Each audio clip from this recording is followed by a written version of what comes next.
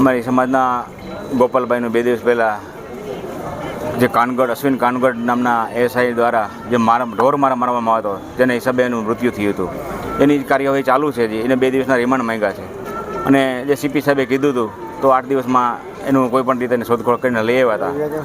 તો આજે નવું અમે રાજુભાઈ કરી ખાંટ સમાજમાંથી આવે છે, એને પણ જે ગોપાલભાઈની સાથે જ મારવામાં આવ્યો હતો. એટલે અશ્વિનભાઈ કાનગડ દ્વારા ડબલ મર્ડર કેસ કહી શકાય. તો આજે બીજા લોકોનું પણ મૃત્યુ થયું છે. તો અમારે સીપી સાહેબને કાલ મળશું કે આ ડબલ મર્ડર કેસમાં આપ સાહેબ આને તાત્કાલિક અને કોઈ પણ જાતની કાર્યવાહી કરવામાં આવે.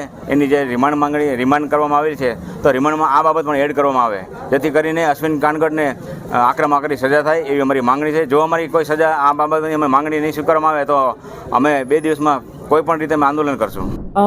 જે રાજુભાઈ સોલંકી કરીને વ્યક્તિ છે, એમનું આજે મૃત્યુ થયું છે. છેલ્લા 3 દિવસથી તેઓ સારવાર હેઠળ હોસ્પિટલમાં એડમિટ હતા અને આજ રોજ એ ડૉક્ટરશ્રીએ એમને બેભાન થઈ ગયા હતા અને પછી ડૉક્ટરશ્રીએ તપાસતા એમને મરણ જાહેર કરેલ છે અને એમનું એસડીએમ સાહેબની રૂબરૂમાં એમનું ઇન્ક્વેસ્ટ પંચનામું કરવામાં આવેલું છે અને ત્યારબાદ એમનું ફોરેન્સિક પીએમ માટે સિવિલ હોસ્પિટલ ખાતે પીએમ રૂમમાં એમને લાવવામાં આવેલા છે અને સવારે જે ફોરેન્સિક પીએમ એમનું થાય એના પછી એમના પરિવારજનો છે એ આગળની કાયદેસર કાર્યવાહી કરવા માંગે છે એવું એમના પરિવારજનોએ જણાવેલું છે.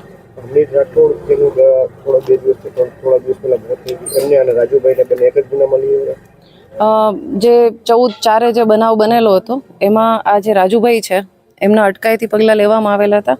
ત્યારબાદ બીજા દિવસે એમને જામીન પર પણ છોડવામાં આવેલા છે અને ત્યારબાદ રાજુભાઈની ક્યારેય કોઈ સમસ્યા થયેલ નથી અને 2 કે 3 દિવસ પહેલાં એમની તબિયત ખરાબ થતાં એમને હોસ્પિટલમાં એડમિટ કરવામાં આવ્યા હતા અને આજરોજ એમનું મૃત્યુ થયેલું છે.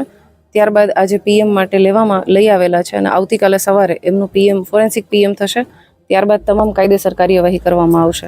પોલીસ પરિવાર છે તેવો આક્ષેપ લગાડે છે કે એસઆઈ અશ્વિન કાનગડે બંનેને બેરહેમીથી માર્યા હતા, તેથી એમનું મોત થયું. એમનું જે ફોરેન્સિક પીએમ થઈ જાય અને પીએમમાં જે પણ રીઝન આવે એ પીએમનું જે કોઝ ઓફ ડેથ આવે ત્યારબાદ જે પણ કાયદેસરની કાર્યવાહી છે એ કરવામાં આવશે. એમના પરિવારની જે પણ રજૂઆત છે એ તમામ રજૂઆત સાંભળી અને આગળની કાર્યવાહી કરવામાં આવશે. આની તપાસ છે એ સાઉથ ડિવિઝનના એસીપી છે ચૌધરી સાહેબ કરી રહ્યા છે અને હાલ એ અશ્વિનભાઈ છે એ રિમાન્ડ પર જ છે અત્યારે, જે જૂનો ગુનો દાખલ થયેલો છે એમાં. આગળ આમનું પીએમ થાય ત્યારબાદ જે પણ કોઝ ઓફ ડેથ આવે એ પ્રમાણે એમની આગળની કાર્યવાહી કરવામાં આવશે.